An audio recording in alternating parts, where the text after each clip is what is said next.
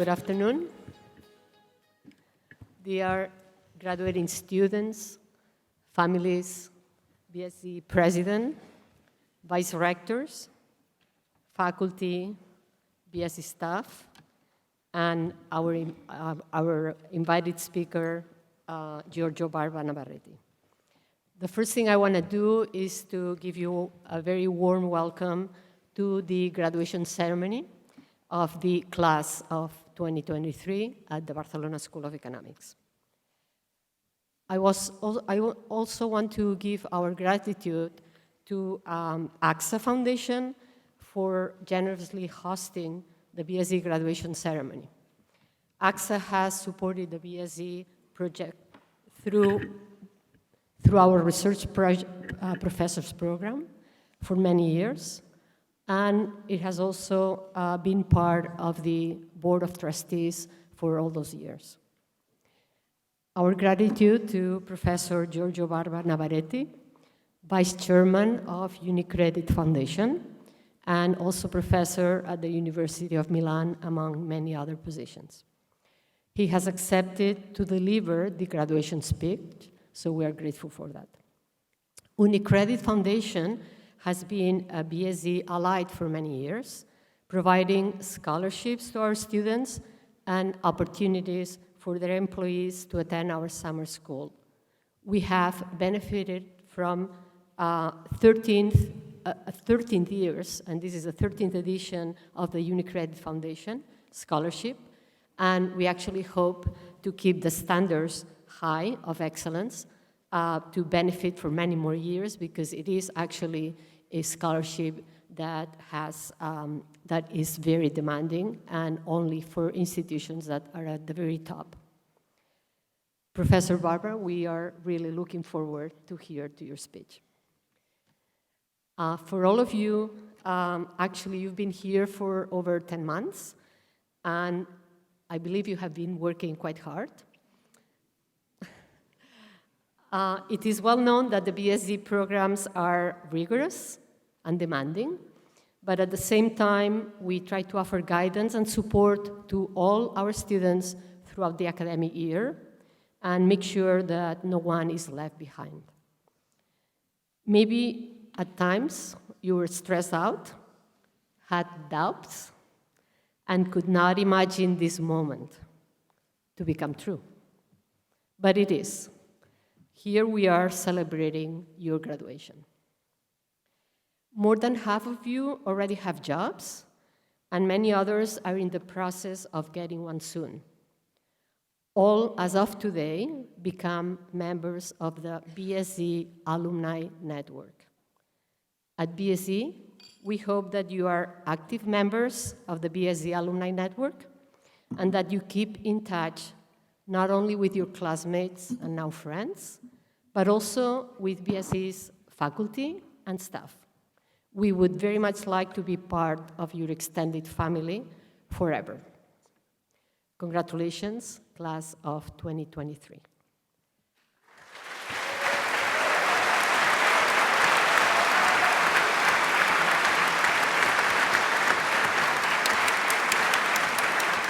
That's okay. So many applauses are going to come this afternoon, so we get trained on that.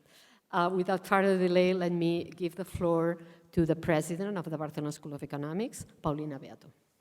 Welcome, everybody. Thanks for being here today.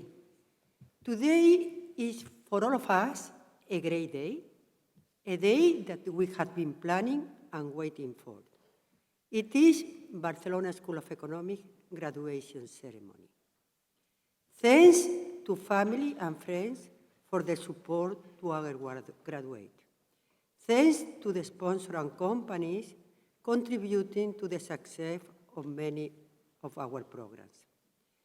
A special mention to Therese, the deputy director, faculty, staff, all of them very, very committed to the success of our program. My dear graduate, after saying you congratulations, what else can I say to you on this special day? Today is the graduation day, a day in which you close a chapter of your life and start a new one. It's a turning point. It's a time of change. This is why I thought that maybe it's a good idea to talk to you about change. And I would like to offer you 3 reflections or recommendations or suggestions based on my own feelings and experiences. First, you have the right and perhaps even the duty to want things to change. Second, believe me, there are important things that need to be changed. And third, don't be afraid to make them change. You have many friends around, and you have many people to ask for help. First, you have the right to want things to change. When I was about your age, in your early 20s, like many of you now, I started to feel passionate about changing. I crave for a democratic society in which everyone could have agency. I wanted to fight by equal rights between men and women. I crave for a family equal obligation with family. But I dream about a society in which everyone will have equal rights and opportunity. Waiting and pushing for that made me happy. I had been lucky enough to witness positive change in Spain and in other many countries that I love. I am perfectly aware that I was not the cause of the change, but I fought to be part of it. So, if you want to change, you will feel happy. Second, there are many important things that need to be changed. We used to live in a world where we shared an optimistic view about progress. We thought that globalization and growth would be beneficial for everyone. We expect to see fewer authoritarian rulers, more respect for diversity, and less discrimination. We believe that freedom of information and the internet would broaden everyone's minds. We did not expect climate change. But the world seems to have been taking a different direction. Freedom of speech and other true elements of democracy are questioned and limited in many, many places. Inequality and inequality of social elevator are challenging our hopes for equal opportunities for everyone. Climate change and the loss of biodiversity are destroying the environment, the economy, and people's health. Artificial intelligence systems might reproduce discriminatory structure that exists in the society and can be used for very, very bad purposes. A terrible example of all this expectation is the return of the war in Europe. But if you decide to tackle any of these problems, let me promise you that you have plenty of skill and knowledge to carry them. Often, very often, you will need help from the other, because nobody can do anything alone. But if you believe that the world has to become more democratic and more equal, you can help to make it happen. If you want to address global warming, you have the skill for so doing. If you want to build a technology that will work for the benefit of us, you can do it. But sometimes you may feel afraid of being embarrassed, of making mistakes, or not making the expectation on others. But when this fear came to your mind, think that there is no any authority in the world to tell you what is the right way to go ahead. Sometimes you might feel afraid that you are unable to do that by yourself. But don't worry. Look to your companies, look for your colleagues, look for other people, and convince them to put you together working for that thing that you wish to change. Don't forget that you have the agency to change everything that needs to be changed. And I strongly urge you to fight for it, because no one else but you can do it for you. Thanks and congratulations again, which is the normal thing to tell you now. Thank you.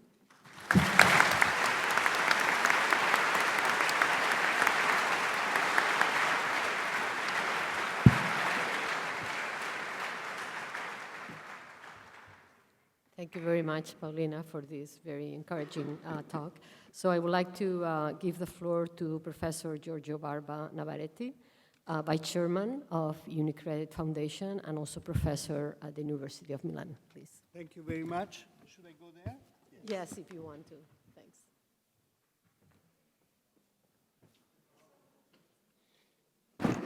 So, hello to everybody, and thank you very much for inviting me to this graduation ceremony.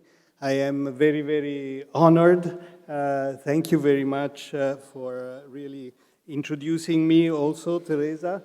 It's really, for me, it's an honor to be here, both as, the Vice Chairman of UniCredit, that as you say, you're right, UniCredit Foundation supports BSE, or at least one scholarship in BSE, and one summer school has been supporting it for now 13 years, which is a lot of time, because this is really an institution in which the foundation believes.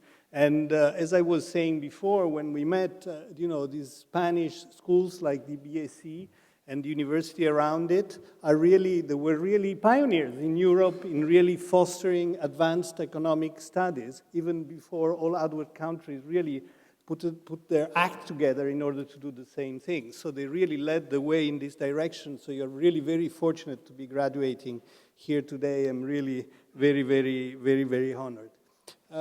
My speech stands between you being graduate. So before you will be graduate after I finish my speech. So this is a big responsibility.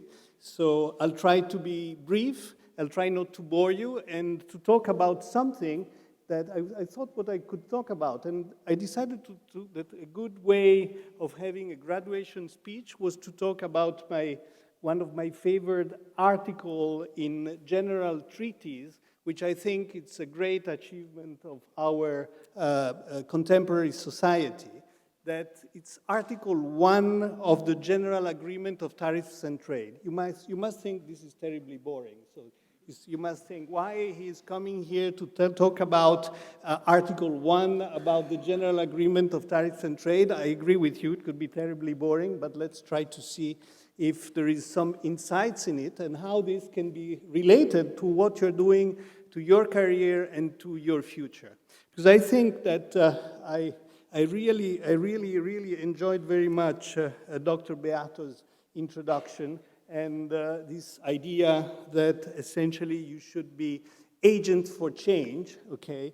But the first thing that you need to know to be agent for change, to understand what is changing around, why things are happening, and what is changing. So Article 1 of GATT is called the Most Favored Nation Clause. Now, what you think, when you think the Most Favored Nation Clause, one think about something that it's extremely discriminatory. The most favored nation, my most favored friend, my most favored being, it's really, you think it's something that is connected to a privilege. In fact, it's the opposite. Here is the article, here, it's Article 1 of GATT. And you can read it, but essentially what it says, it introduces a fundamental principle, which is a principle of non-discrimination, okay? So the idea is that no country may be discriminated against, whatever the condition of access to its market partners. It means that if a country, the kind of commercial condition that the country has to grant to its trading partner are the same that it grants to its most favored nation. So the most favored nation becomes the benchmark around which to construct the conditions of access to a given market to other countries, okay? So it's really a very important non-discriminatory principle, and this was really at the heart, was the most important principle of all the multilateral trade agreements. So it's really a multilateral institution that were created around the GATT and then gave way to the WTO later on, much later in 1994. So and this is also a very efficient mechanism. It's the institutional mechanism through which trade liberalization was diffused in the world. This was a very special period. Why this happened? We were immediately after the war. Countries really wanted to stop fighting. They wanted to grow. That was a time when the growth in Europe had to be recreated, and essentially out of the Bretton Woods institutions, the rules that essentially regulated free trade were was the General Agreement on Tariff and Trade, and the most favored nation was the fundamental principle around which this perspective was constructed. Naturally, the problem with principles, okay, is that principles have can be seen from different angles, and I will come to why this is very relevant for you today. They can be seen from very different angles because there are different positions. They can be interpreted by people from different point of view, and also because they evolve in time, and they evolve with, the political climate. They evolve with how the institutions evolve. They change in time. And if you think about this most favored nation principle, okay, you already have two fundamental points of view. One point of view is the point of view of the exporters. Exporters are happy because essentially this principle guarantees that in any market where they export, they will not be subject to discrimination, and no one will receive more favorable conditions than those granted to this very exporter, okay? So it's essentially a rule that essentially prevents a country and a country of destination to give better conditions to other countries than those granted to that exporter. But from the importer point of view, the story is much more complicated. Why? Well, because in a way, it's a double-edged, if you want, sword. Because it's true, it opens up the market to trade. So, an importer market, it's opened up to trade. But at the same time, being opened up to trade, it increases competition for local companies and for the local economic environment, okay? And therefore, it can be, it can be seen in this kind of agreement can be seen in a completely different article, can be seen in a principle, can be seen in a completely different way. Okay, it can be seen as essentially an instrument of liberalization from a liberal perspective, a liberal point of view, okay, and the idea that essentially it's good because the economies benefit from trade and competition, so it's good, we open it up to trade, but, and we call it, a view that is ad includendum. It includes, it's a view that essentially you should open your market, it includes competition, not discriminate. But on the other hand, you can use it in a geopolitical way to exclude other countries in a very, very subtle, with very, very subtle mechanisms. And one example that it's really, that nowadays, for example, it's pretty obvious, is the example of Brexit, okay?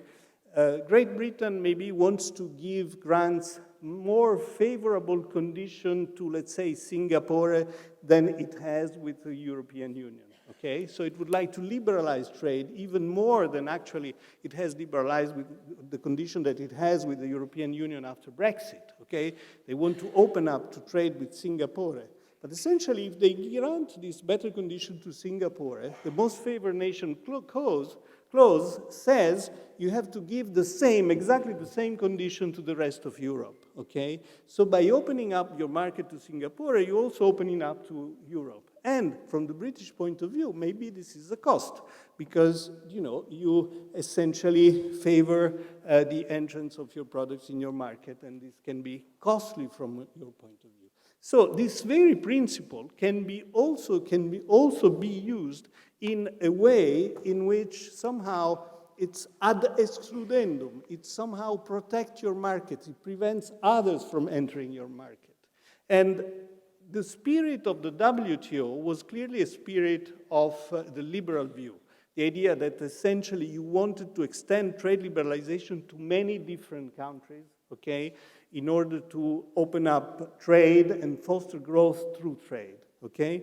The new view, the contemporary view, and I gave you the example of Brexit, but I can give you, sorry, there is a lot of, right, I think this is very clear what the view is.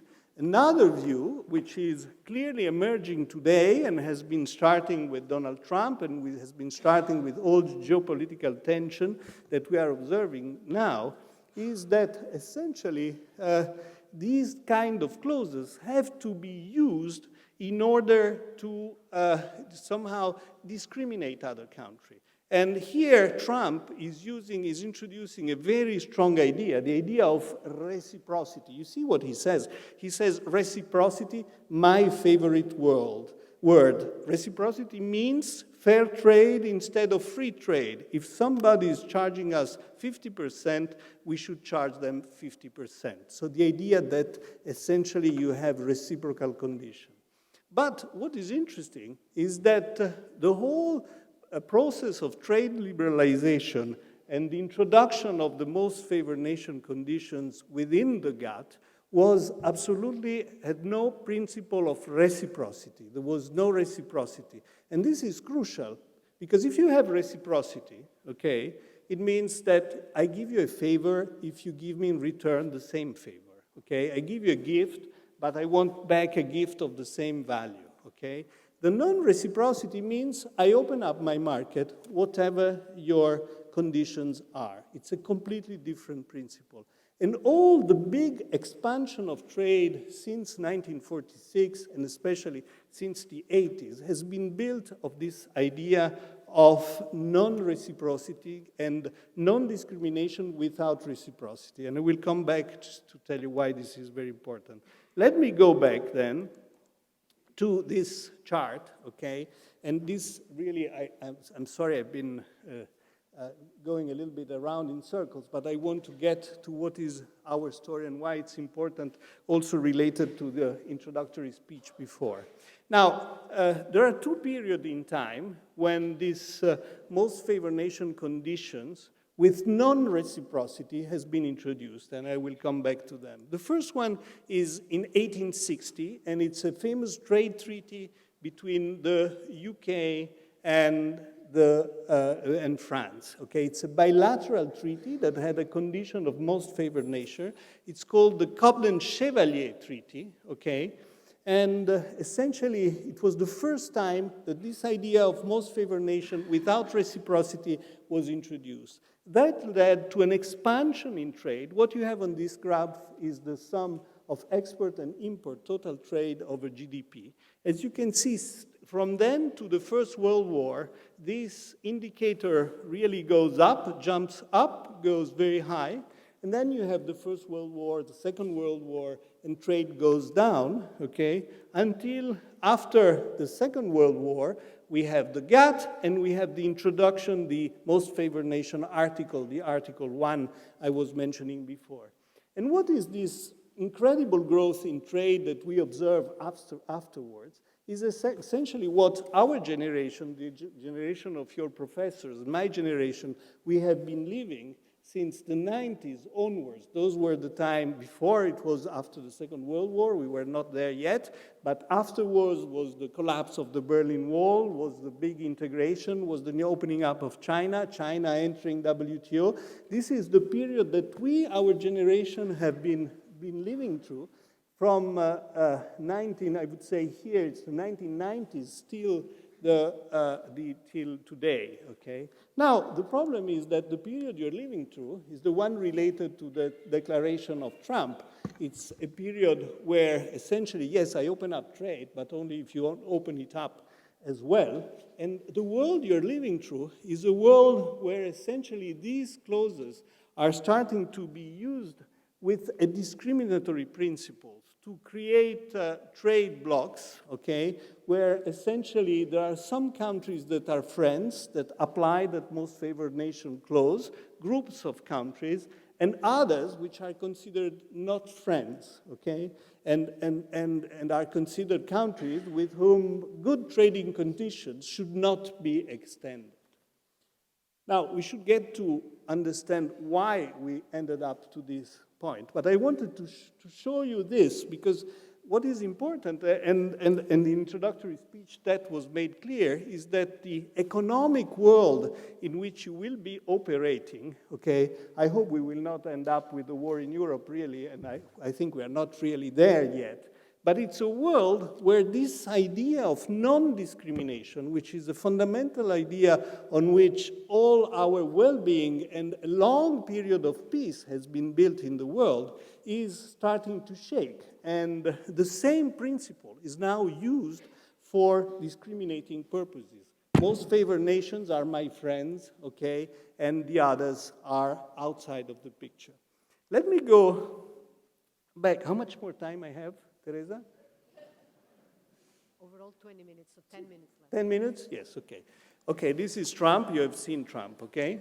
Okay, well, you know this is where we are now. I mean, Biden is not much better than Trump from this point of view. He's much better from other point of view.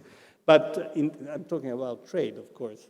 But this idea of reciprocity is still there in all the discourses about trade liberalization, about new trade treaties. It's there.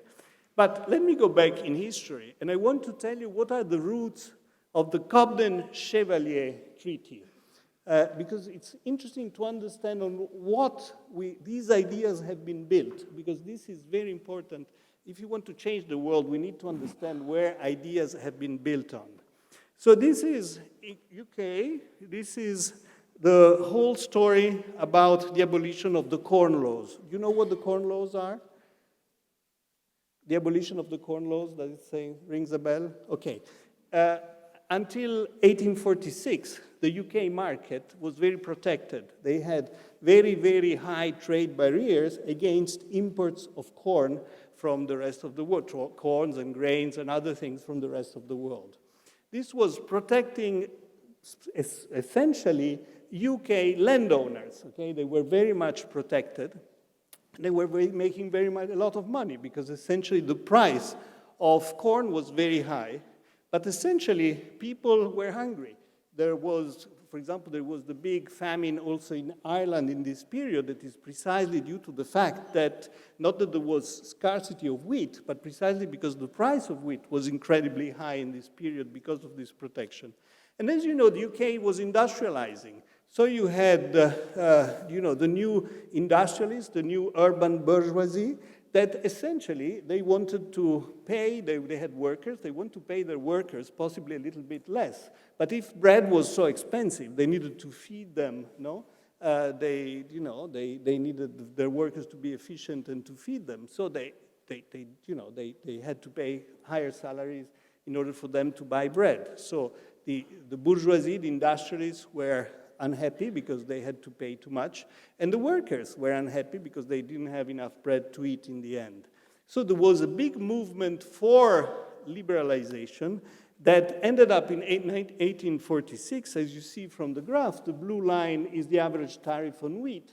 As you can see, it collapses, and after them, the red bar, you see imports of wheat in the UK really goes up enormously. Why I'm saying this? It's interesting because the reason behind, okay, this big exercise, historical exercise of trade liberalization is really an exercise of redistribution of income. So the arguments essentially for liberalizing trade are an argument, an efficiency argument. Of course, there is a whole school of Smith and Ricardo. So the liberal ideas in the UK and the idea that free trade makes countries more efficient, make them grow better. But there is a strong redistributive argument.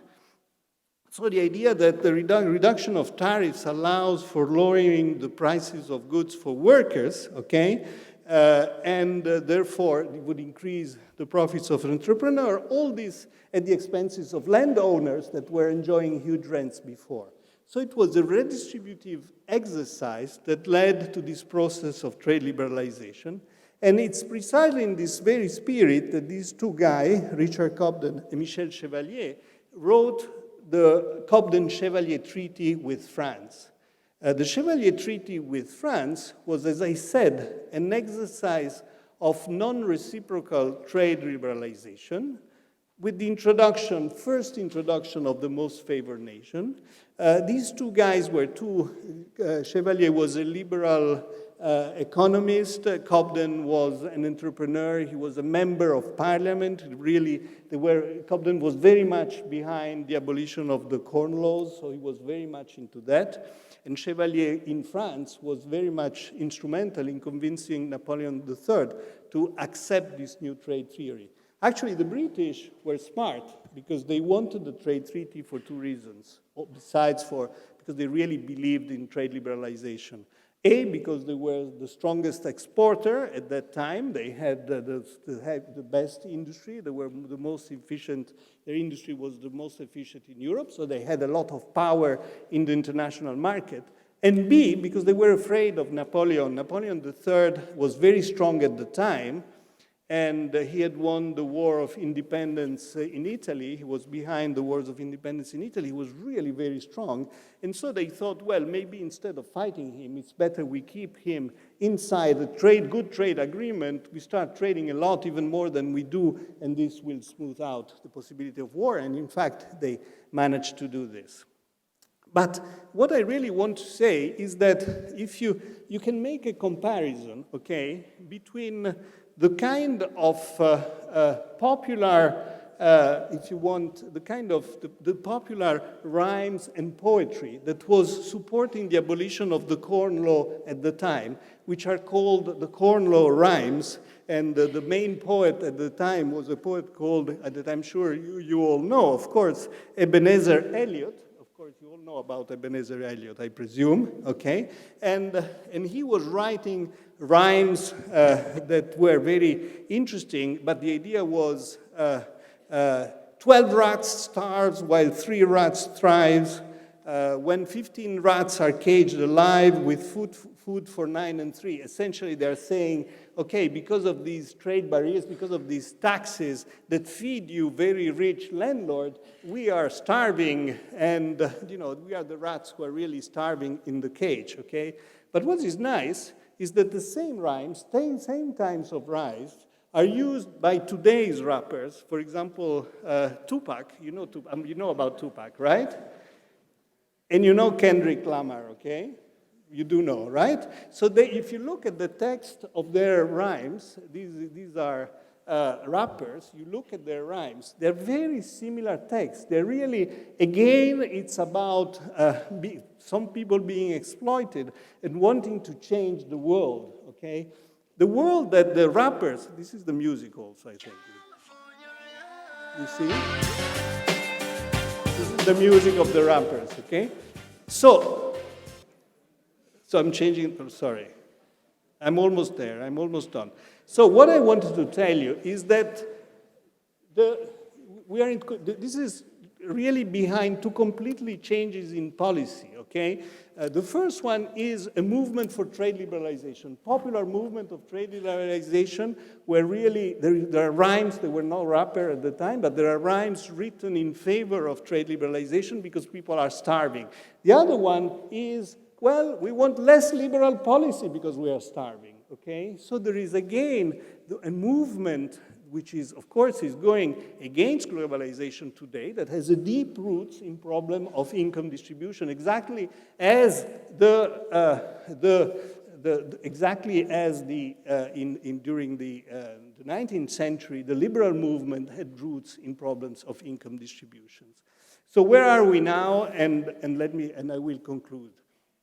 Why this most favored nation idea and this idea of non-discrimination is ending and we're moving towards a discriminatory view of most favored nation? Well, of course, again, let me go back to where I started. The income distribution concerns, they are real. There are problems of income distribution. Trade liberalization has created issues of income distribution. It has also created an enormous amount of wealth. It has reduced income distribution, improved income distribution between countries, okay? But within countries, certainly there is a problem of income distribution. There are larger numbers of people that are feeling left out, that support populist movements and who are against this idea of trade liberalization, they're against globalization, and they fear globalization as a problem. So if people start saying, you know, let's go back to an idea of nation. If I want to open up trade, I have to defend my border. I need another one giving the same condition. The second problem is that the world is much more complex. Trade agreements, initially, they could work because they were shallow. What do you mean shallow? Why do I say shallow? They were shallow because they were only focused on tariffs. The only thing was to reduce tariffs in the end. Of course, I am making it a little simpler, but more or less it was like this. They were shallow agreements, okay?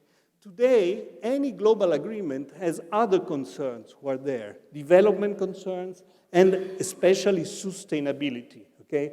The Americans have just introduced something, probably you heard of it, which is the IRA, the Inflation Reduction Act, which is essentially something that has nothing to do with inflation, but which is a massive program of subsidizing American industries to do sustainable investments and other investments, but essentially towards sustainability, okay? This is, it's a key concern which has to be introduced in global treaties. It's important, okay?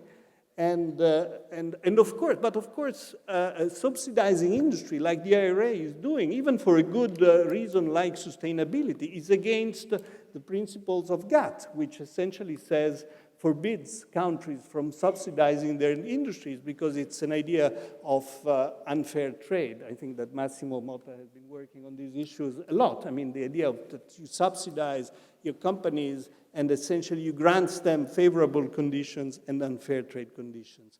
So the fact that we have today to discuss issues of sustainability makes these global agreements and this idea of a generalized most favored nation complex. And security concerns and geopolitical tension makes it even more complex, okay? Because the world we have been living through where essentially trade was booming and all that was a world where essentially countries were free to trade, they were willing to trade, whatever were the political conditions of the trading partners, okay? Everybody knew that there were some countries that were a little bit rogue government, they were not fully democratic, their set of values was not so good, they were subsidizing and supporting industry, but essentially, okay, that was a problem, but trade was going on anyway, okay? And so the idea that you would trade, however, whatever are the conditions, whatever are the characteristics of your trading partners, now it's with national security concerns, this is becoming more and more complex. It's more and more difficult to do so, and the world is starting to be divided into different geopolitical groups, friends and enemy. Janet Yellen, the Secretary of the Treasury in America, spoke about this idea of friend shoring and enemy shoring, no? Friend shoring. Friend shoring means you should do offshoring only with your friends and not with others. So in that sense, the world is getting divided in blocks. There is more and more regional trade, and this idea of most favored nation is used more and more with a discriminatory meaning, which is a problem. So to conclude, I think, and I'm done, this is my last slide, I want to, I think the crucial thing and the real challenge for your new generation and for essentially the way in which you will have to work are essentially two. First of all, do not forget that the well-being and the long peace period that we benefited was based on a very, very important principle, which was this principle of non-discrimination and of reciprocity. Okay, that is very important and is something that really needs to be preserved in the narrative of how the future economic world should be. And the second, that I think that multilateralism is very important. essentially especially when we are starting to consider issues of sustainability. Multilateralism is very, very important, and I think that it's really a goal for your generation to go back to think what were the roots of the multilateralism we have been living through, how it can be reformed, because it needs to be reformed, but how to preserve the values of a world that can function on rules that are shared by everybody in a non-discriminatory way. I think that is crucial. So thank you very much. Good luck for your graduation. And there you go.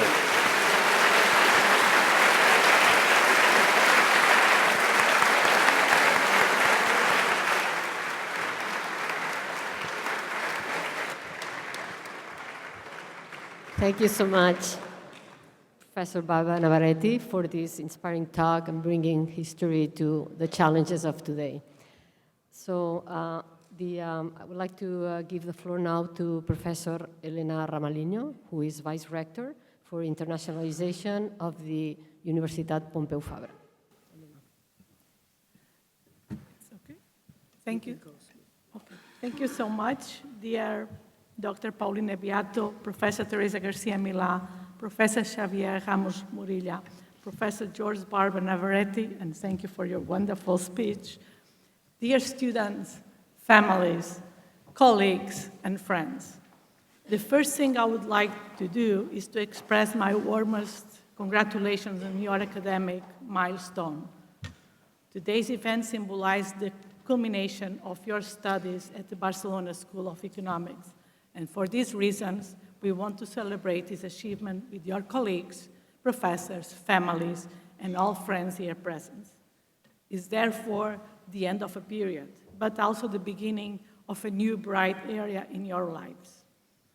I am sure that what you have learned and built during this period at the BSE makes you better prepared and more capable for facing the professional challenge that will come in your way. You have not only learned new academic concepts, techniques, skills, knowledge in economics, data science, finance, but you also had the opportunity to share experience with your colleagues from all over the world. These relationships very often become stronger and with time play an important role in your future. This morning, I just arrived from Chile, where I attend a conference in my research area, which is very close related with data science. I can tell you that I enjoy very much all the talks in the conference, but I enjoy even more to see all my friends and colleagues from my master and PhD programs. They come from all around the world. I rely on them frequently to do my job, sharing and discussion, research ideas, looking for new opportunities, or just having a good time, or sending the results of the final of Wimbledon where I'm flying. The colleagues network can help you in many ways, as for example, helping the career development, the personal growth, creating new opportunities and new professional relationships, and even personal ones. So please do not forget to take care of these relationships in the future. As Professor Teresa Garcia Milá said, today you also join the BSE alumni community, and by extension, the alumni of UPF and Autonomous University represented my dear colleague, Professor Xavier Ramos. The relationship that we have built together all this last year will not end here, and the BSE, UPF, and UAB are now forever your home. To end, I would like to cite one of my favorite poets, Fernando Pessoa. The value of things is not the time they last, but the intensity with which they occur. That's why there are unforgettable moments and unique people. Congratulations again, and thank you very much.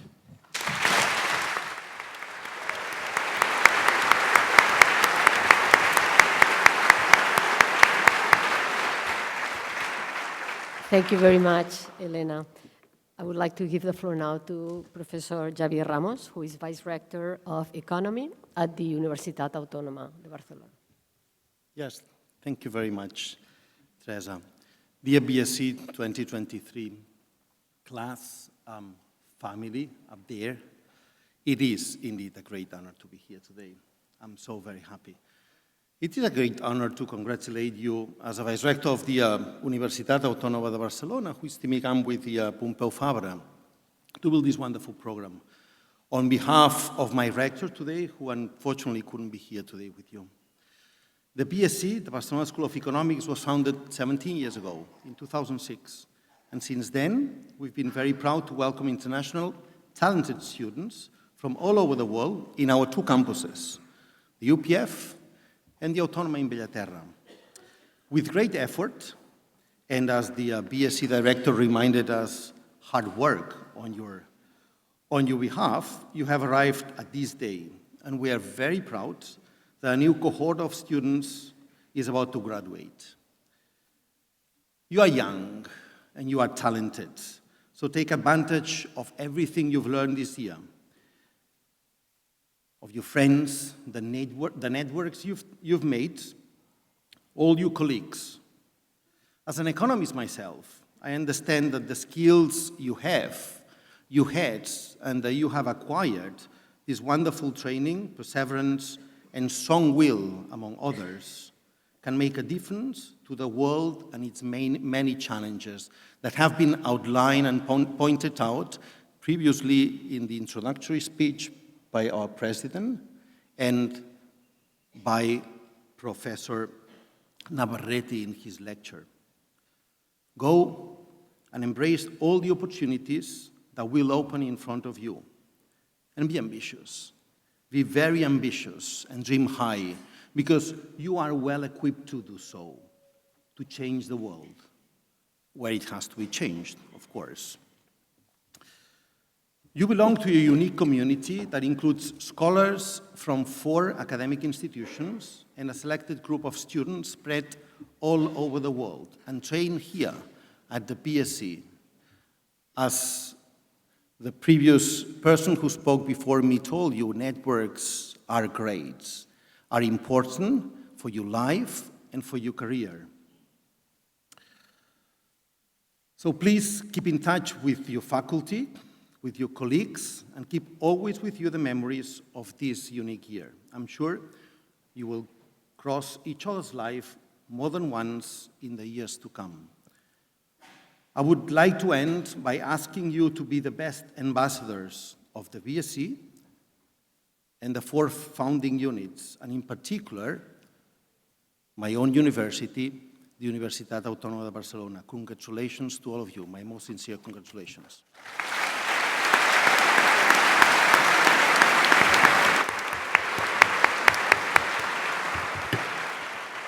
Thank you so much, Javier. Well, I think now is your moment of glory. You've been waiting for almost a year to get your diploma from your graduation at BSE. So let's start with the master's degree in data science, the master's degree in data science, and we will start with Professor Hannes Muller. Please come to the auditorium here, the lantern. And Professor Hannes Muller, as you know, is the director of the program in data science for decision making. So we will first have a video, and then I'm going to read out the names.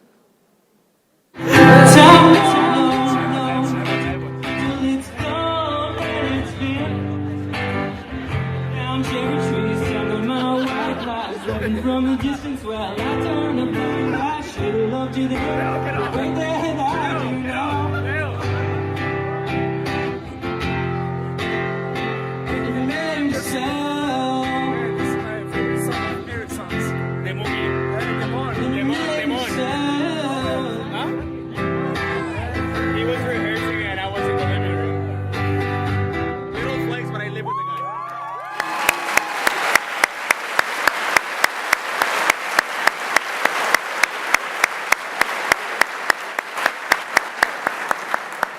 As a reaction to the Tupac's clip, I'm going to rap your names. Okay, no, I'm not going to do that. Sorry. Okay, serious. This is serious. This is your moment. Benjamin Pagvenia. Giovanna Chaves. Lucas Costa. Daniela de los Santos Acuña. And Eric Frey.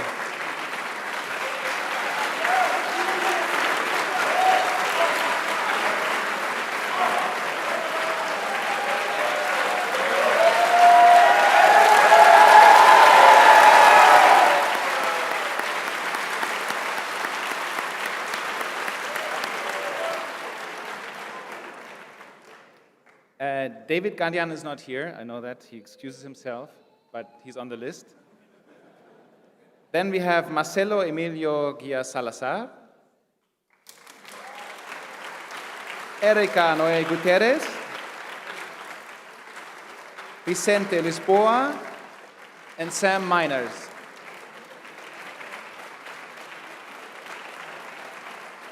All the best.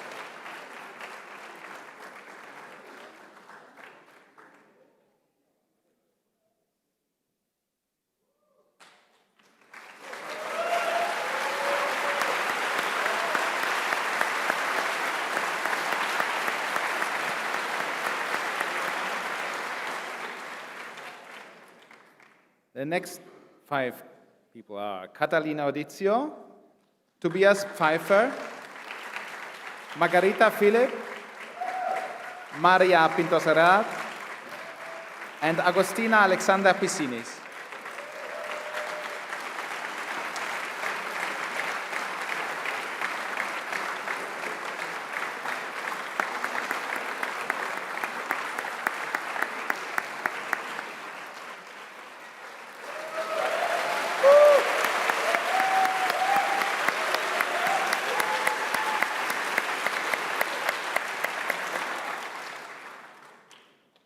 We have Luis Alejandro Quiñones Acosta, John Robbins, Javier Roset, Luisa Rui Faran, and Wunyong Sheni Se.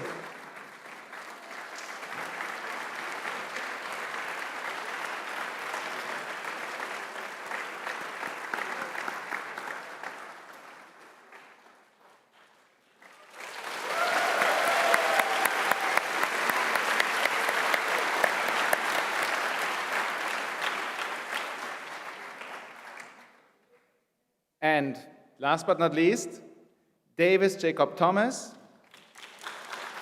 Renato Vasallo Sarango, Junfeng Wang, and Mary-Glenn Pearl Herrero.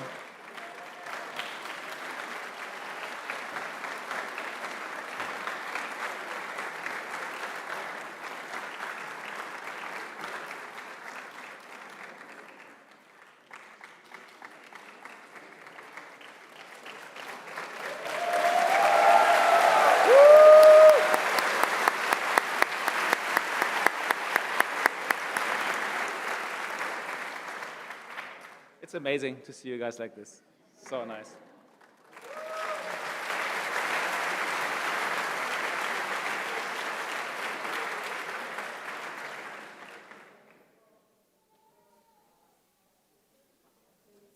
Representing the programming data science methodology, Doug?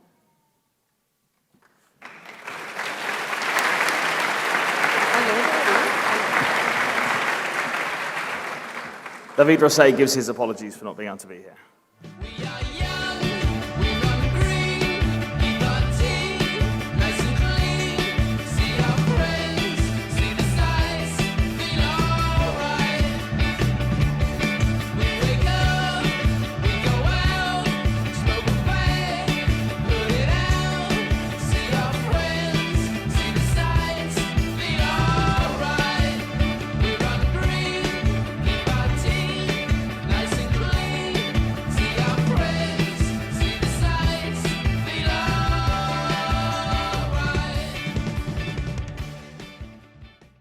Okay, once again. So we have Nikita Baklajenko, Elaine Brian Valderas, Alessandro Ciancetta, Miguel Connor Bonmati, and Antonia George.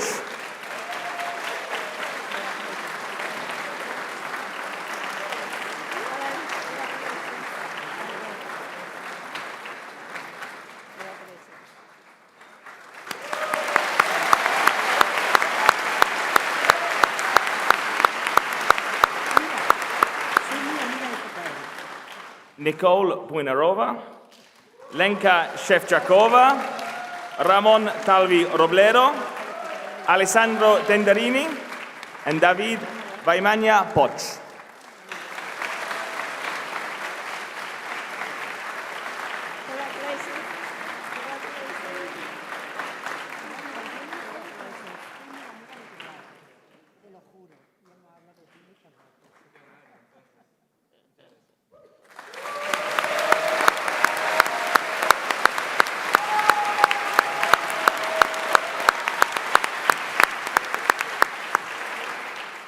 Irene Villalonga Dominguez, Jule Volts, Dominic Vilat, and Akesh Yadav.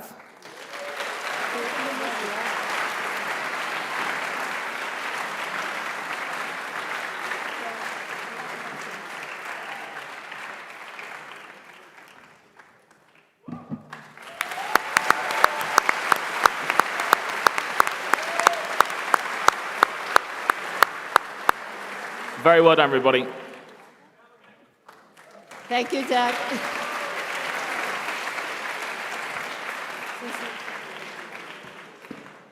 Okay, we're now going to proceed to the master's degree in economics and finance, and I would like to call to the floor Professor Marta Reynal, who is director of the program in economics.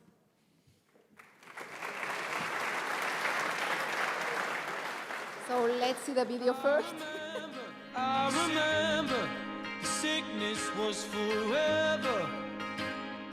I remember snuff videos,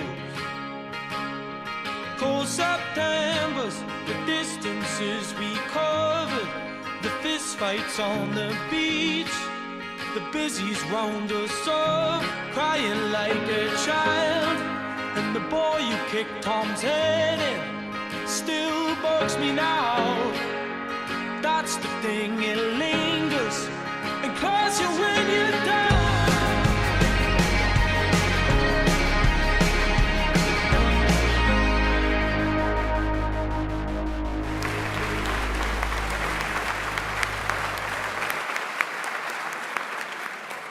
Okay, so let's start the long list of names. Elvara Mohamed Atemula Abbas, Glenn Abela, Utku Akbar, Afonso Alves Monteiro, James Harris.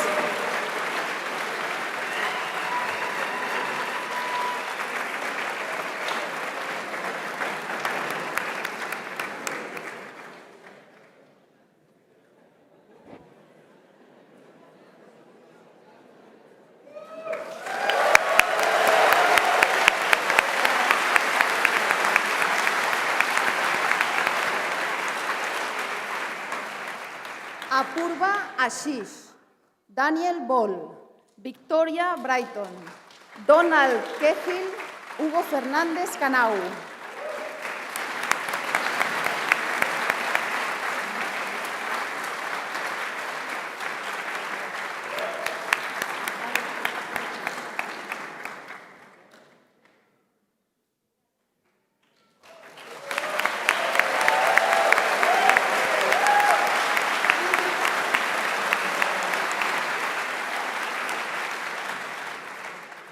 Dayan Carpentier, Sebastián Carpentier Nazal, Daniel Alejandro Carrera Abad, Leonardo Kerichi, Sean Rolf Cromwell.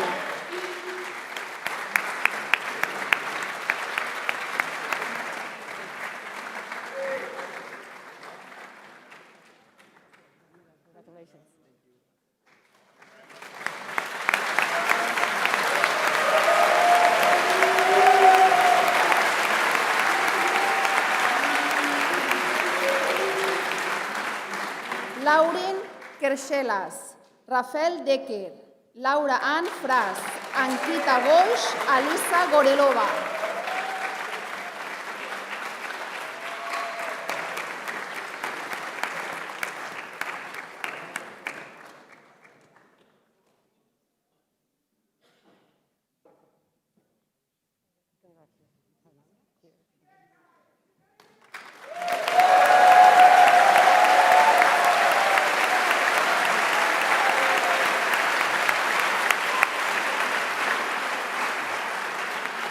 Thomas Harding, Jan-Jacob Kruger, Hujan Lee, Salvatore Liachi, Hao Wei Luo.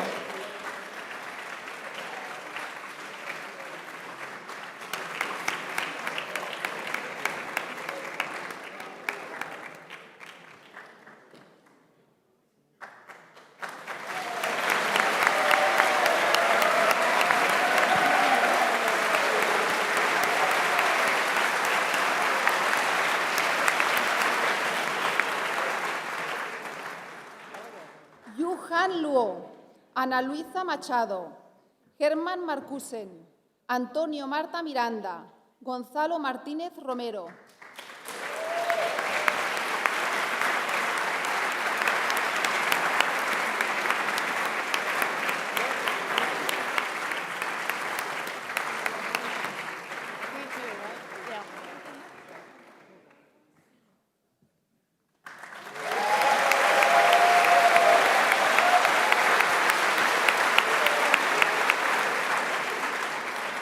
Gianmarco Meta, Sauta Mitra, Roberta Montevelo, Jinjie Mu, Divyansh Sin Parijar.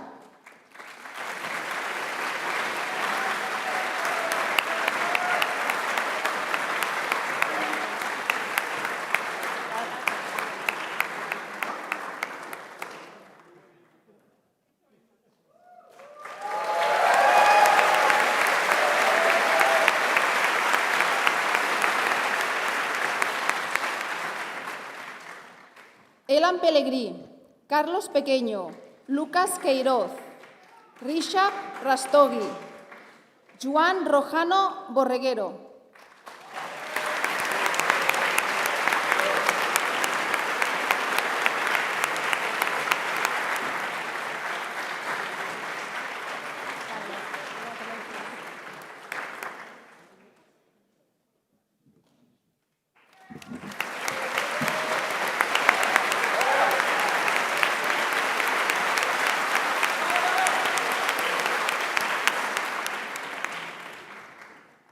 Oliver Ryder Green, Sergio Stentardo, Joseph Tapling, Charlie James Whitehead, Bingze Yan.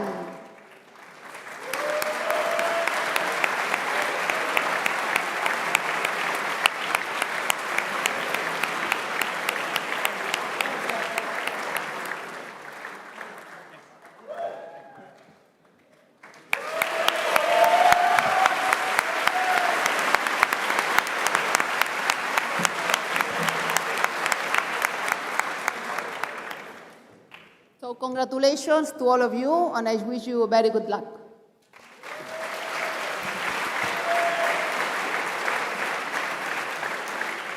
Thank you, Marta. I would like to call now Professor Filippo Ippolito, who is Director of the Program in Finance.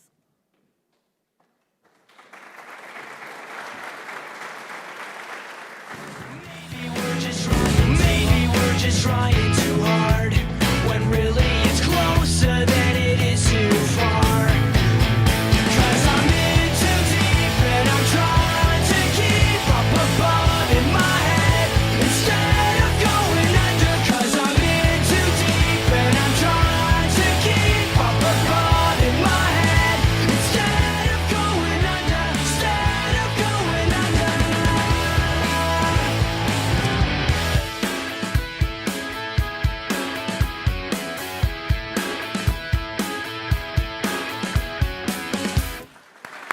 Thank you.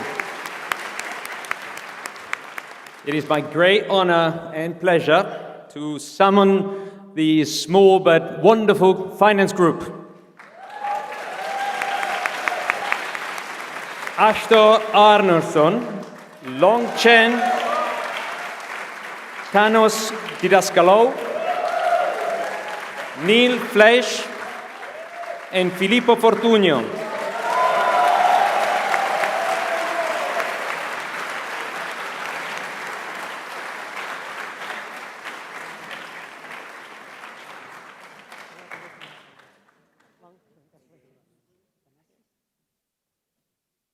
Emanuela Grasso,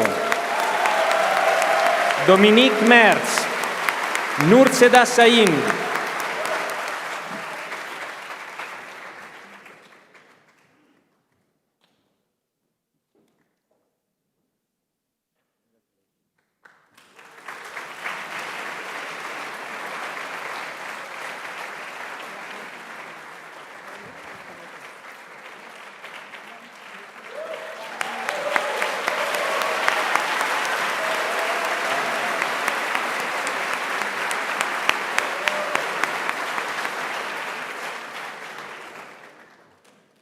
Thank you, Filippo.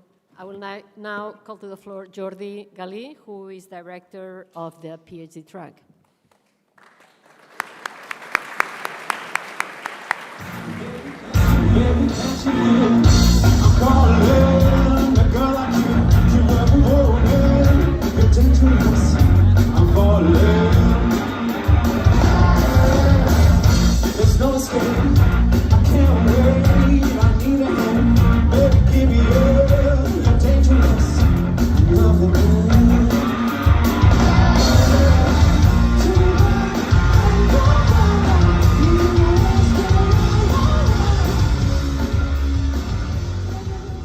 Well, I'm standing for Davide Bortoli, who's the real director.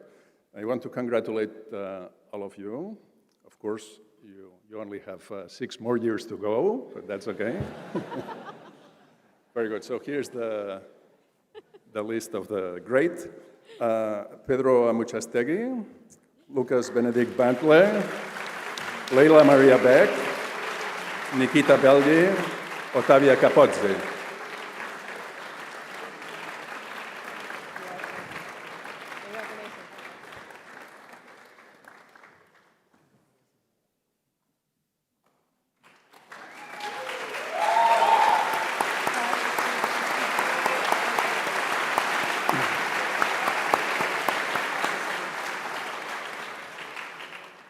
Santiago Gamba Santamaria, Onat Kanguriz, Janik Klink, Lucas Leister, Yaming Ma.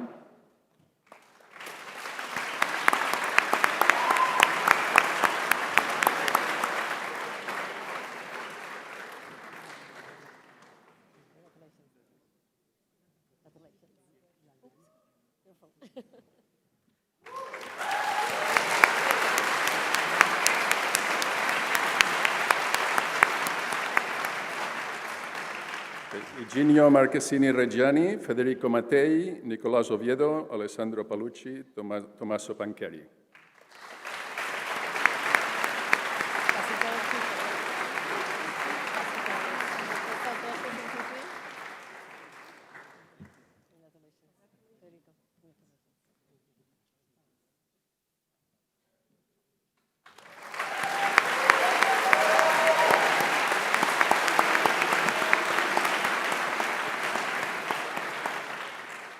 Last but not least, Alessandro Pompapaki, Lina Maria Ramirez Villegas, Joaquin Barbacino, Xiao Yang Wang, and Janik Doucher.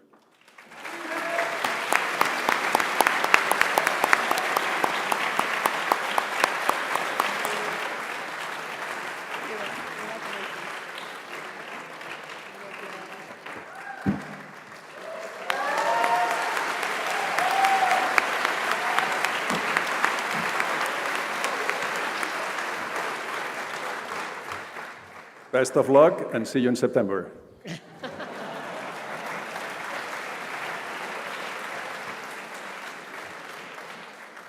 Thank you, Jordi. So we're going to move to the master's degree in specialized economic analysis, and I would like to call Professors Massimo Mora and Rosa Ferrer, both directors of the Programming Competition and Market Regulation.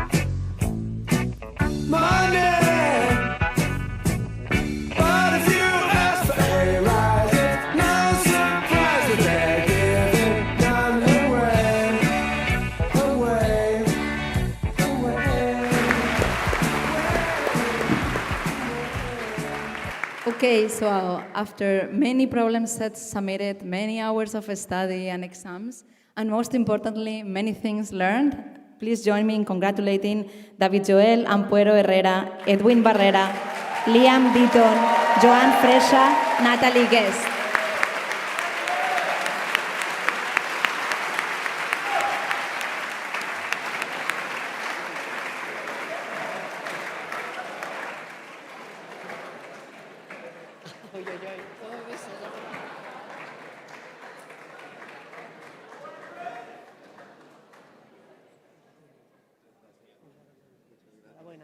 Edwin? Edwin, you.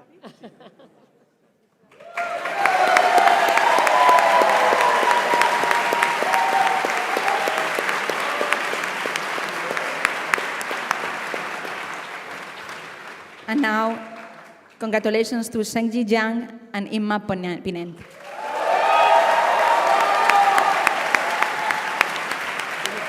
está, porque son muy poquitos estos.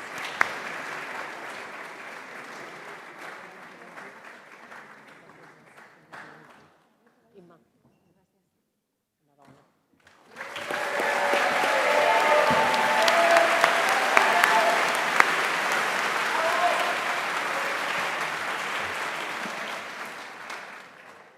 Thank you, Rosa and Massimo. So I would like to call now Professors Marriwan and Albert Banal from the Economics of Energy, Climate Change, and Sustainability. So we have Mar. There's battle lines being drawn. Nobody's right if everybody's wrong. Young people speaking their minds are getting so much resistance from behind. Every time we stop, hey, what's that sound? Everybody look what's going down.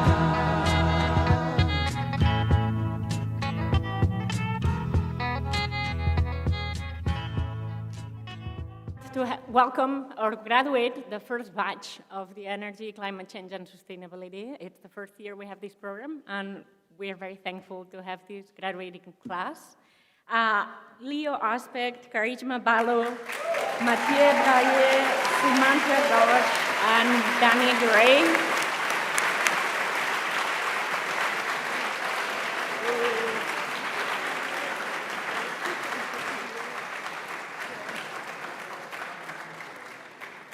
Congratulations. Congratulations.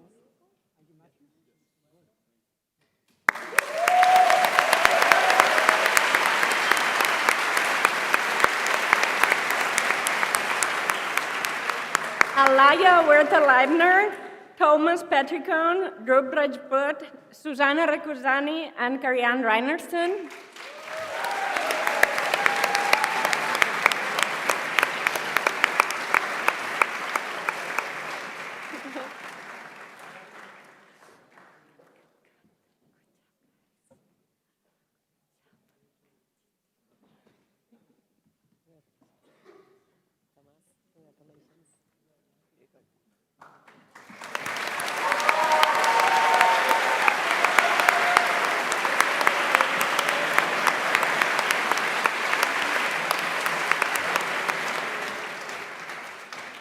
And Matías Rojas and Lorenzo Santucci.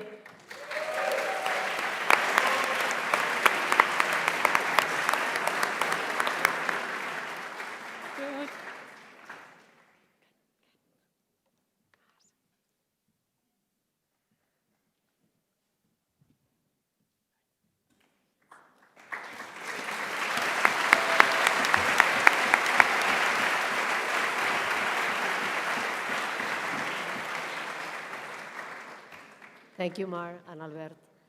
So I'd like to call now Professors Ada Ferrer-Carbonell and Joan Llull, which are directors of the Program of Economics of Public Policy. I think this time both of you come up. Good.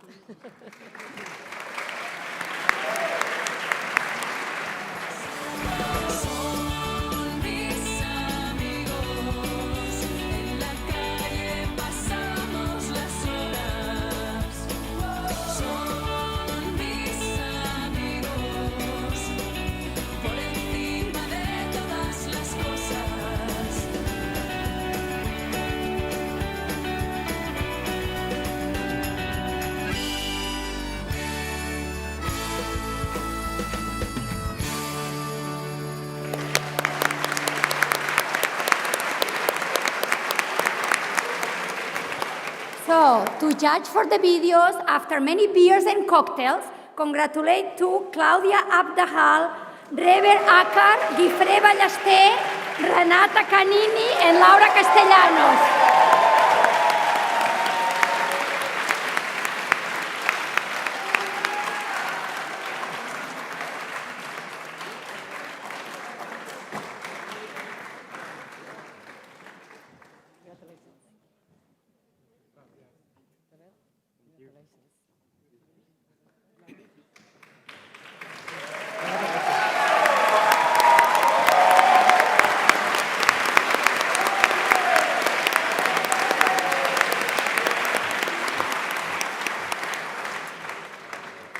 Now congrats to Rodrigo Chan Guaita, Jimena Contreras, Joe Easterling, Alcione Colia, and Eduardo Montañer.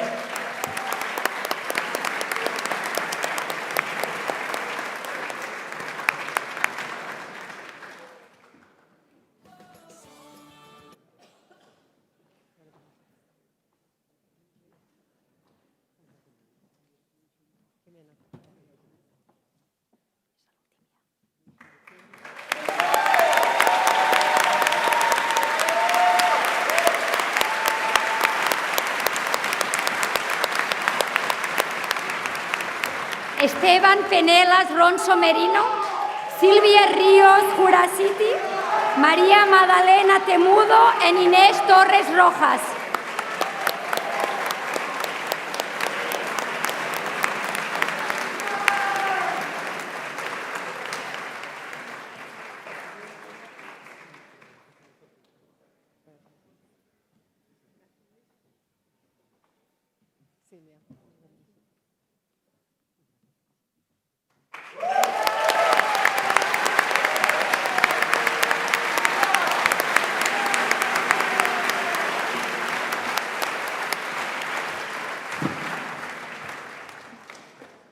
Thank you, Ada and Joan.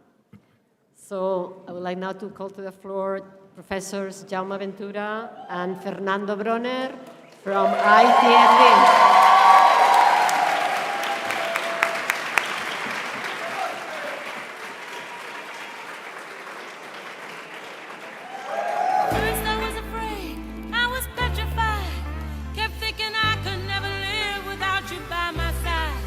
But then I spent so many nights thinking how you did me wrong. And I grew strong, and I learned how to get along. And so you're back from outer space.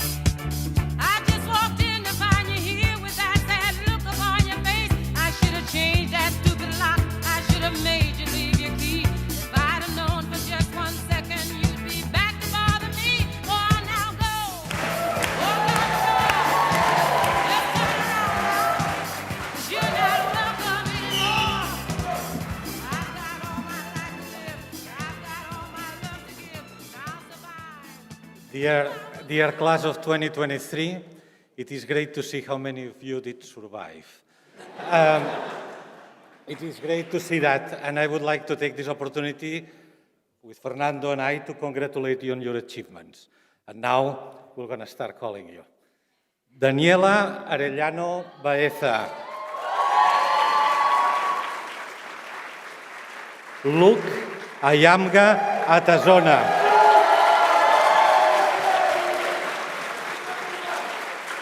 Deitha Babu. Dario Canata. Lakshmi Isabel Castillo Thorne.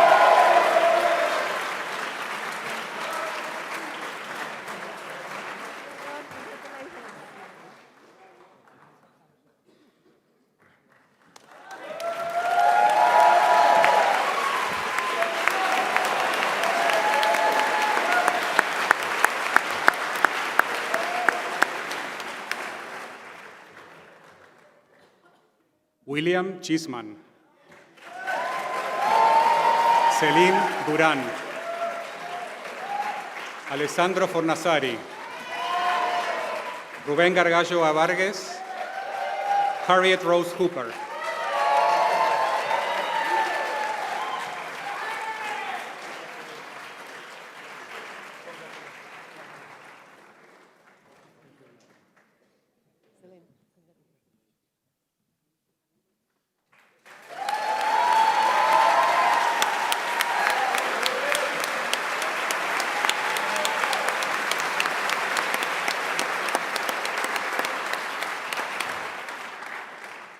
Yutai Ke. Geraldine Kunsley. Adam Landau. Shi Lei. Cathal Leslie.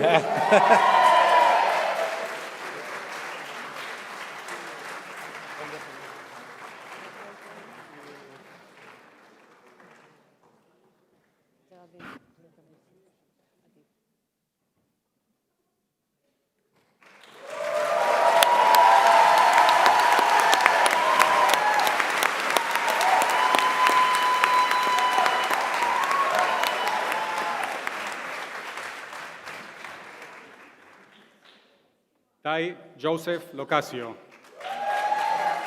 Harry Morris. Darian Kaminsky Muñoz. Partena Nalpantidou. Flaminia Propersi.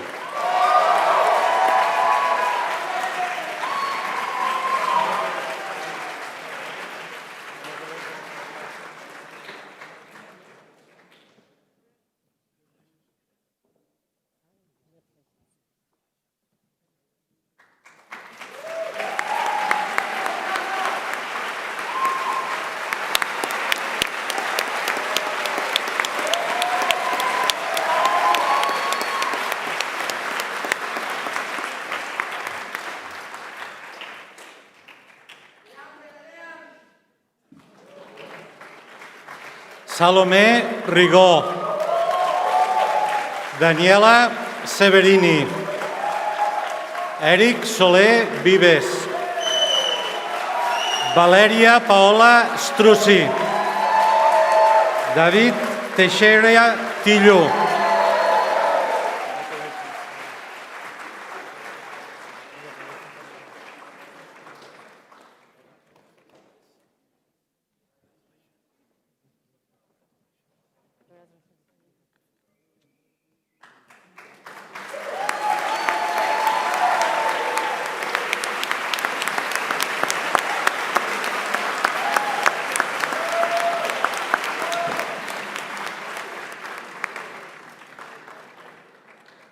Matías Vesperoni.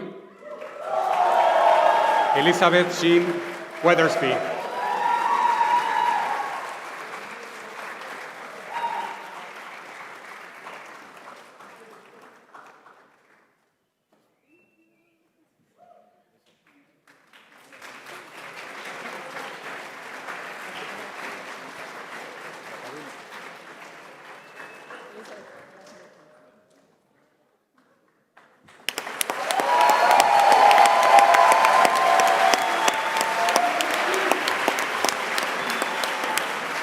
Congratulations, Guy, you're great.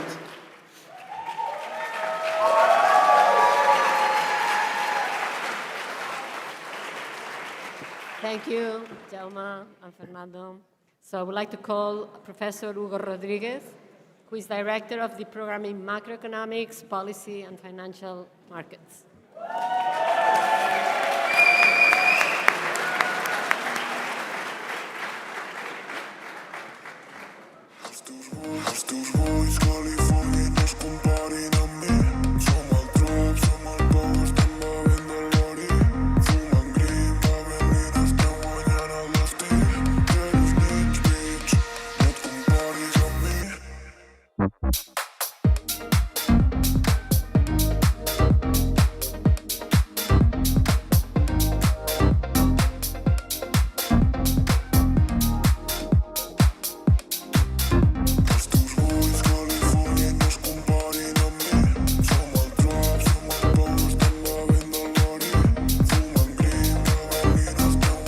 It doesn't look like that. It's like we're working like crazy during the whole year. I would like to congratulate you guys, and also I would like to thank you, because you have been an splendid group. You have been sticking together since the very beginning, and I think it has been wonderful. It has been a privilege for me to be your director this year. So thank you very much.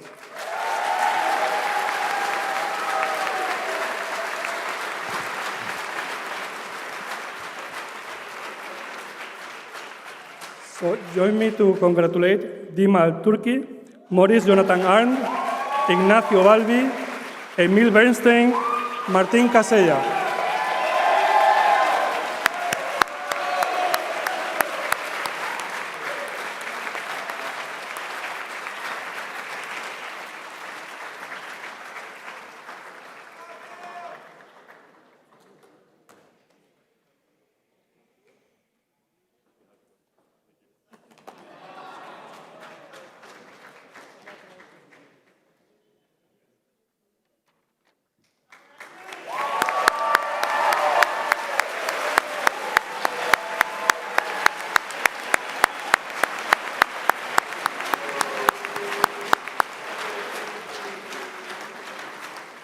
Sergio Gadelia, Ferran García, Timothy Hunter, Isabela Lara, Jacob Milker.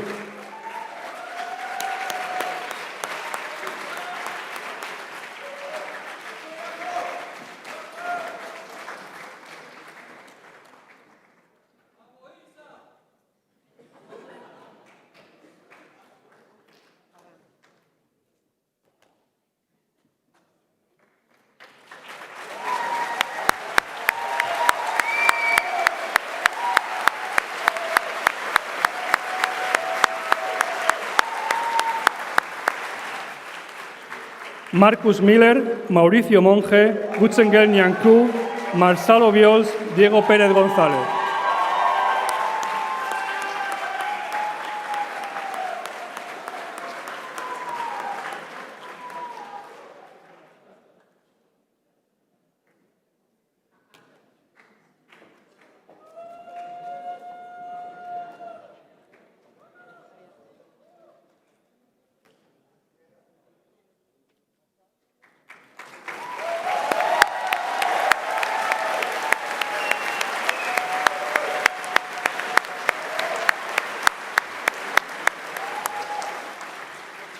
Alibas Ruti, Dariana Tani, Alessandro Ballín, Martín Villarán.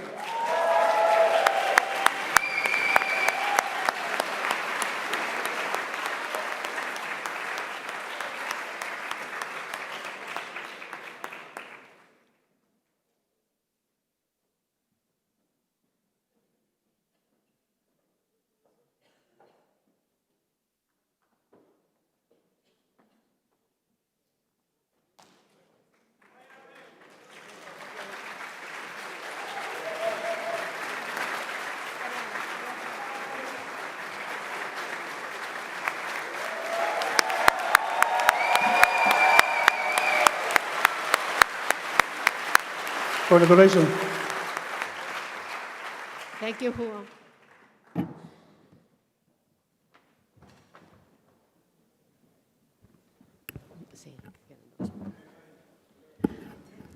Well, that was fun. So we're going to finish our graduation ceremony with some speeches from alumni and students. So I would like to call to the floor the alumni representative, Josefina Cezón, who is from the Program in Economics Academy Year 2018-2019. So, Josefina.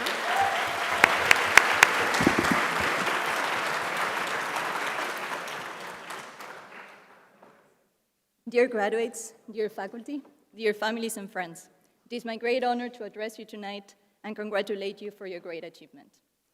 4 years ago, I stood on the same side of the room as you, celebrating the end of an incredibly challenging year. I share this experience just like you, with people from many different backgrounds, with a common feature that this year has shaped us all. We were pushed to learn, grow, and navigate the excitement and overwhelming feeling that came with living in this remarkable city and completing the master's program. I think there's no controversy in saying that the master's was tough. There were times when problem sets felt impossible and the workload too much. I personally doubted my ability and motivation many times. I remember comparing myself to others and feeling that I was not good enough. Who among us hasn't experienced doubt and compared ourselves to others at some point? Over time, I came to realize how pointless such comparisons are. Economics and data analysis taught us the power of comparisons, but also that no individual has a perfect control group. We're all so different and unique. Every one of you was chosen to be part of this community based on your excellence, but your past and the experiences that brought you here are amazingly diverse. Unfortunately, success is often measured in comparison to others. We constantly seek external benchmarks. Today, I invite you to find those benchmarks within yourselves. Define your own metrics of success and use those to measure your growth. What do you value? What do you personally what do you personally use to measure your success? Think about what brings you energy, what truly excites you to wake up in the morning. And the next time you question whether you're good enough or making progress, refer back to those metrics. Much of this tough process revolved around asking questions. Even when we were expected to have clear answers to problem sets, we often found ourselves asking countless additional questions in the process of seeking solutions. I used to find this very puzzling. How could I possibly complete a task within the next 2 days when I had more questions than answers? Sometimes, doubting and questioning are the only way forward. One of the most valuable aspects of this past year is not the answers and solutions you arrived at, but the journey that led you there. You learned to seek answers even when none seem apparent. You did not only learn to meet deadlines and solve problem sets, but you also acquired the skill of asking questions, of thinking critically, and of persisting in search of solutions, even when they were elusive. We're surrounded by uncertainty. The world is full not only of unsolved but also undefined problems.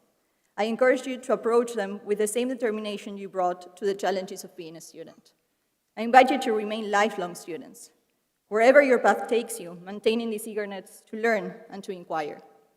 This attitude helped me personally during my PhD, but it's also incredibly useful to many of my companions who did not stay in academia, but engage in analytical work, which many of you might be doing very soon. Speaking of companions, there are many things this year might leave you with. But if you ask me what I value the most and what I remember the most about my master's, it is definitely the people I met there. Even after 5 years of PhD, I still feel like I never studied as much as that year. But I enjoyed every minute of it because of the people I did it with. In fact, some of the closest people to me today, and from those whom I keep learning every day, are people I met during my time at BSE. Some are still in Spain, others in Belgium, the UK, Kenya. We all came from different places, and our paths will take us to different destinations. But from now on, you all share at least one thing in common, a common point of departure and a community that aspires to achieve something greater than ourselves. As a famous proverb says, if you want to go fast, do it alone. If you want to go far, do it together. My hope is that you embrace the road that lies ahead with consciousness, open-mindedness, and in the company of individuals that uplift you and inspire you. I wish you to stay true to yourself and discover your own recipe for success, all while remembering the great responsibility that comes with these incredible opportunities we have had. In this journey, as the poet Constantin Cavafy said, keep Ithaca always in your mind. Arriving there is what you're destined for. But don't hurry the journey at all. Better if it lasts for years, so you are old by the time you reach the island, wealthy with all you have gained on the way. Whatever your Ithaca is, I wish you embrace experiences that can along the journey. Celebrate all your victories and hopefully find inspiring traveling companions. Congratulations, graduates. I hope you feel proud of everything you have accomplished and excited for what is yet to come. Thank you.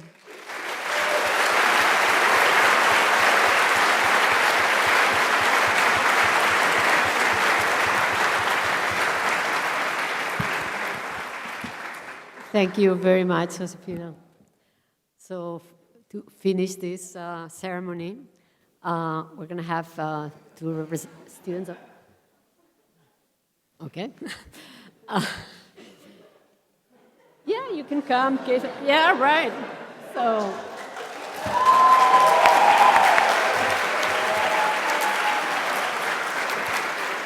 Okay, so for those who maybe don't know them, little John Leslie from the ITFD program.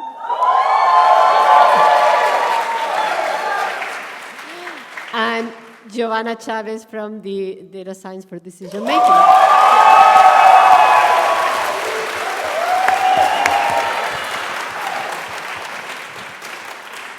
The floor is yours. Thank you. Good evening, everyone. I'm Giovanna from Data Science for Decision Making. And I'm Cathal from the ITFD program. We are extremely honored to be this year's student speakers. To tackle what is arguably the most challenging task of this year, we decided to approach this speech in line with the collaborative style of BSE's master's programs. That is, neither of us wrote our own speeches tonight.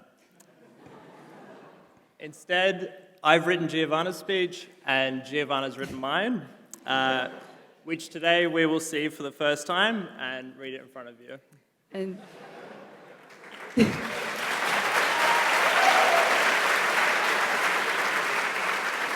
And just as a disclaimer to the administration, this is not at all reflective of any assignment we submitted this year. All right, here you go. Joy.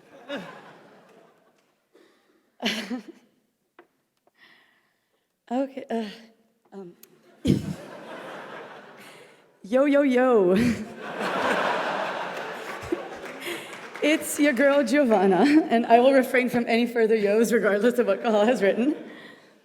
I wanted to start by acknowledging all of those who have made the last year possible. Firstly, thank you to the faculty and administration for creating a warm environment where we have received a superb education. To Jacinto at the cafeteria, thank you for helping us stay awake for our 8 a.m. lectures. And to Sebas at Oveja Negra, thank you for the 37-euro beer special.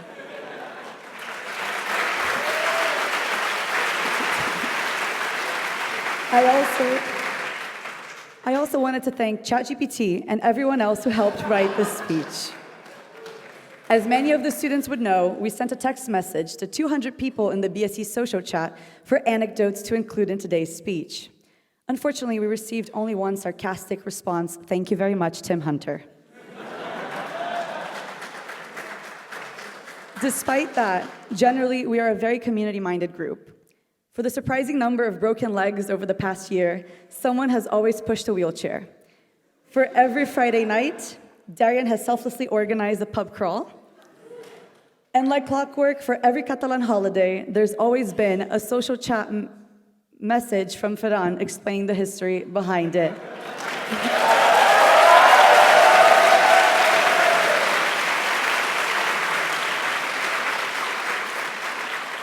Yeah, Cathal, I think you misspelled message here, but I don't think there's been a social chat massage yet. But anyway, I don't think this collegial spirit has come about accidentally.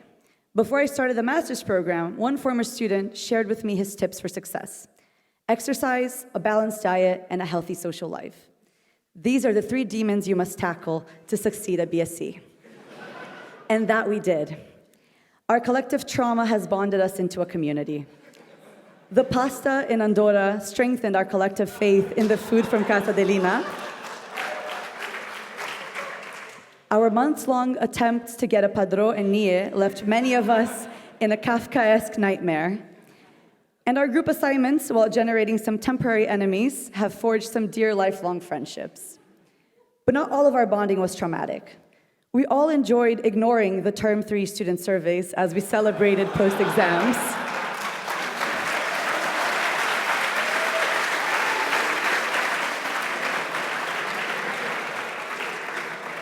We took great pleasure in stealing food from UPF conferences like seagulls. And lastly, of course, joined by our beautiful friends, family, and the BSE community, the wonderful celebration that is happening now, which will no doubt continue until sunrise. I will now pass you on to our very cool, very awesome, and very handsome next speaker.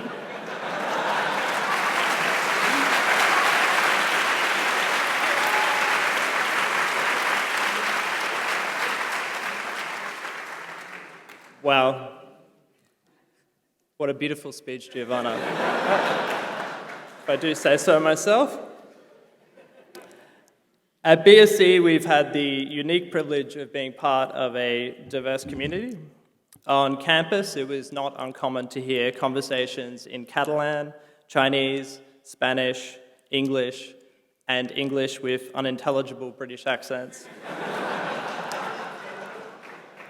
However, we quickly discovered that nothing is quite as incomprehensible as econometrics or advanced natural language processing. Further, we've learned that eigenvectors are extremely important. Deworming is very cost-effective. Two-way fixed effects are problematic with staggered treatments. And that none of this may matter when ChatGPT takes our jobs. More seriously, though, we can't ignore the world's dynamic nature and the value of our education in it. While our economics and data science studies have equipped us with tools to navigate the world, these tools can and will change throughout our careers. However, what's of greatest significance is the framework that our education has instilled in us, enabling us to view the world in a unique way. The framework empowers us to approach and analyze new and complex problems, and formulate and communicate practical solutions. Between the two of us, we are confident in our classmates' unique skill sets to truly change the world. Students from the energy program are about to start jobs to help save the planet, while our finance graduates' friends are about to start work at companies doing the opposite.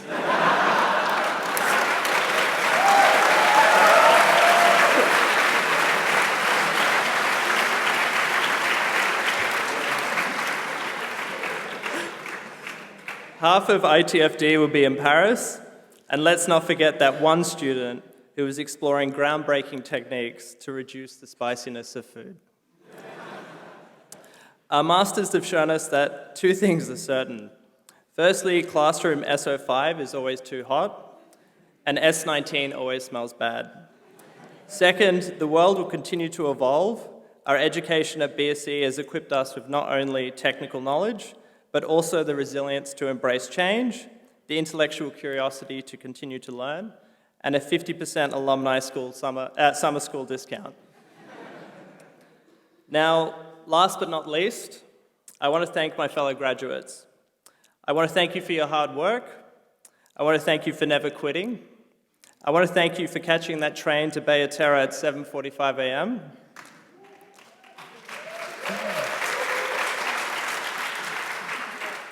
I want to thank you for not watching every World Cup game in the exam period. I want to thank you for your friendship.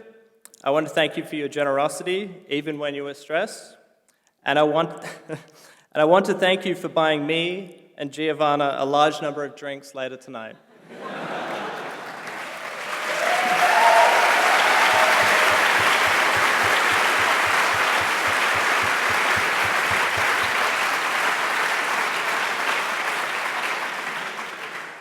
So bask in your achievements. Enjoy the sun that had always set by the time we left the library. Scream the way you wanted to whenever someone shushed you in the study rooms. And actually go see Barcelona for the first time since August 2022. Congratulations, class of 2023.